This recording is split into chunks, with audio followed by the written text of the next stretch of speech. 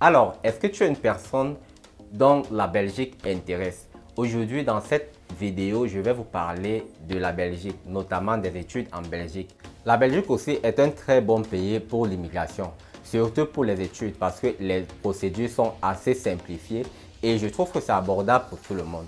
Donc, c'est la raison pour laquelle aujourd'hui, dans cette vidéo, je vais te montrer comment étudier en Belgique en 4 étapes simples et faciles. Si cela t'intéresse, reste jusqu'à la fin de la vidéo. Nous allons voir tout ceci après le générique.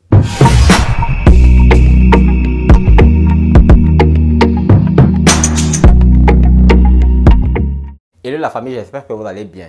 Dans cette vidéo, je vais vous montrer comment étudier en Belgique en 4 étapes simples et faciles. Avant de voir tout ceci, si tu es nouveau sur la chaîne, sache que si je parle beaucoup plus de l'immigration en Belgique, au Canada, beaucoup plus au Canada, oui, je le reconnais, je suis focus sur le Canada, mais je parle également des pays comme l'Australie, la France bientôt, le Luxembourg et bien d'autres. Si cela t'intéresse donc, dépose tes valises en cliquant sur le bouton s'abonner, like la vidéo, active la cloche de notification pour être au courant lorsque je mets une nouvelle vidéo en ligne. Et n'hésite pas de partager la vidéo partout sur Internet, Facebook, WhatsApp, Telegram, Instagram, partout sur les réseaux pour être au courant lorsque je mets une nouvelle vidéo en ligne. Avant de te parler des 4 étapes, sache quand même que dans la vidéo d'aujourd'hui, j'ai essayé de condenser pour que la vidéo ne soit pas tellement longue parce que j'ai remarqué que vous n'aimez pas les vidéos de 20 minutes, 25 minutes. Donc c'est la raison pour laquelle j'ai condensé vraiment. J'ai essayé d'apporter l'essentiel dans cette vidéo pour vous permettre déjà à chacun d'avoir une idée et de commencer déjà à se préparer pour ses études en Belgique.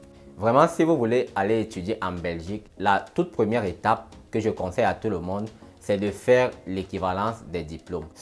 Peu importe le cycle d'études que vous allez suivre, même si vous y allez pour le premier cycle universitaire ou pour le cycle master ou doctorat, vous devez faire l'équivalence de vos diplômes. Et généralement, l'équivalence des diplômes coûte 150 €. Après avoir payé 150 € et obtenu l'équivalence de tes diplômes, la deuxième étape consistera maintenant à chercher une école ou une université en ligne pour faire la demande d'admission auprès de cet établissement. En fait, comme je le dis, il faut d'abord faire l'équivalence de ton diplôme parce que c'est l'équivalence de ton diplôme qui t'amènera à choisir entre les autres écoles en Belgique et les universités. Pour les gens qui ne savent pas c'est quoi une haute école, c'est quoi une université en Belgique. En fait, une haute école, c'est une école qui n'a pas le système LMD, donc licence, master, doctorat. Par contre, dans les universités, vous retrouvez le système LMD. Dans les autres écoles de Belgique, vous avez des programmes d'études de 3 ans. Vous avez des programmes d'études pour certaines autres écoles de 3 ans plus 2 ans. Donc, maximum dans une haute école, les programmes d'études vont à 5 ans, pas plus. Pour citer quelques autres écoles, comme haute école, on peut citer la haute école de Léonard de Vinci, la haute école de Charlemagne. Comme université en Belgique, on peut citer l'université de Liège, on peut citer l'université de Bruxelles. Lorsque vous avez trouvé votre haute école ou alors votre université, il faudra payer les frais d'admission. Oui, ce n'est pas gratuit, ça se paye. Pour les universités, c'est 200 € par université. Pour les autres écoles, ça oscille entre la gratuité et 70 €. Il y a les autres écoles dont la demande d'admission est gratuite. Il y a également les autres écoles où on va vous demander comme frais, je ne sais pas, 30 €, 50 €, 70 €, ça dépend. Mais alors, si vous êtes intéressé par l'obtention de bourses en Belgique, vous pouvez vous rapprocher auprès des organismes comme l'ARES pour l'obtention de votre bourse. Mais généralement, l'obtention de bourse par ces organismes, c'est principalement pour les niveaux master et doctorat. Le premier cycle, l'obtention de bourse au premier cycle universitaire en Belgique n'est pas évidente. Après avoir obtenu votre lettre d'admission auprès d'une école ou d'une université, vient maintenant la troisième étape, l'étape du garant. Pourquoi j'appelle ça étape du garant? Parce qu'avant, on ne parlait pas de garant, on parlait plutôt de ce qu'on appelle au Canada la preuve de fonds. Donc une preuve financière que une fois arrivé en Belgique, vous pourrez subvenir à vos propres besoins. Donc le gouvernement belge s'est rendu compte que les Africains étaient champions dans cette histoire. Les gens se faisaient établir des comptes bancaires avec des 30 millions, des 45 millions, des 50 millions.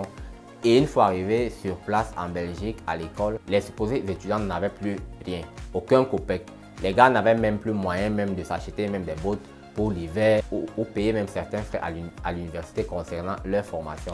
Donc c'est au vu de tout ceci que le gouvernement belge a décidé que tout étudiant étranger qui vient étudier en Belgique doit avoir un garant.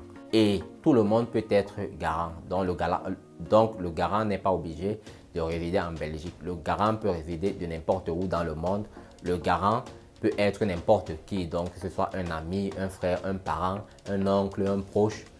Du moment où ce garant-là a les moyens qu'il faut pour subvenir à vos besoins. Donc pour vous, la somme généralement qui est demandée par mois, je pense, il s'agit de 660 ou 671 euros. Si je ne dis pas de bêtises, je crois que c'est souvent dans cet intervalle 671, 680 euros. Bref, si votre garant prouve avec ses bulletins, ses comptes bancaires et toutes les pièces justificatives qu'il a assez de moyens pour pouvoir vous encadrer durant un an, il pourra vous aider dans votre procédure. Donc, voilà la troisième étape. Maintenant, on passe à la quatrième étape. Dans la quatrième étape, ça c'est l'étape des documents et des démarches. Comme premier document dont vous aurez besoin d'un passeport valide. Ensuite, vous aurez besoin d'un certificat médical et d'un carnet jaune. Je ne me rappelle plus très bien des prix au moment où je suis en train de tourner la vidéo, mais rassurez-vous, je mettrai quand même les prix quelque part là. Donc ensuite, il vous faudra l'extrait de casier judiciaire. Ça, c'est le nom qui est utilisé au Cameroun, mais les gens qui font la procédure du Canada, on appelle ça généralement le certificat de police. Donc après l'avoir obtenu, il faudra aller l'authentifier à l'ambassade, donc le légaliser. Ensuite, comme quatrième élément, il faudra payer votre redevance administrative.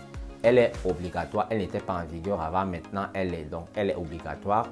Elle coûte généralement entre 201 euros et 209 euros. Donc 209 euros, c'est pour les institutions ou les établissements privés et 209 euros, c'est pour les institutions ou les établissements publics. En cinquième point, il faudra faire votre visa. Pour faire votre visa, pour les gens qui sont au Cameroun et qui ont affaire à Campus Belgique, Campus Belgique vous remettra un code que vous utiliserez au moment de faire votre demande de visa. Et généralement, le visa en lui coûte 180 euros et les frais de TLS coûtent généralement 50 euros. Donc en gros, il faudra compter 230 euros pour faire votre demande de visa. Et maintenant, pour terminer, il vous faudra payer votre assurance voyage d'un an. Là, le prix de votre assurance va varier selon l'entreprise que vous allez solliciter pour cela. Donc, et aussi en fonction du pays. Au Cameroun, on a plusieurs compagnies. On a Beneficial Assurance, je pense, c'est Beneficial Assurance. Il y a Alliance. Et bref, il y a plusieurs assurances au Cameroun qui proposent différents prix pour ce genre d'assurance. Mais on arrive au thème de la vidéo, les amis. J'espère que cette vidéo vous aura plu et elle vous aura édifié. N'hésitez pas de vous abonner à la chaîne YouTube d'Info Immigration, de liker la vidéo, d'activer la cloche de notification pour être au courant lorsque je mets une nouvelle vidéo en ligne. Qu'est-ce que je n'ai pas dit? De liker la vidéo, d'activer la cloche. Bref, vous avez compris, on se quitte, on se dit à la prochaine vidéo. Ciao, ciao.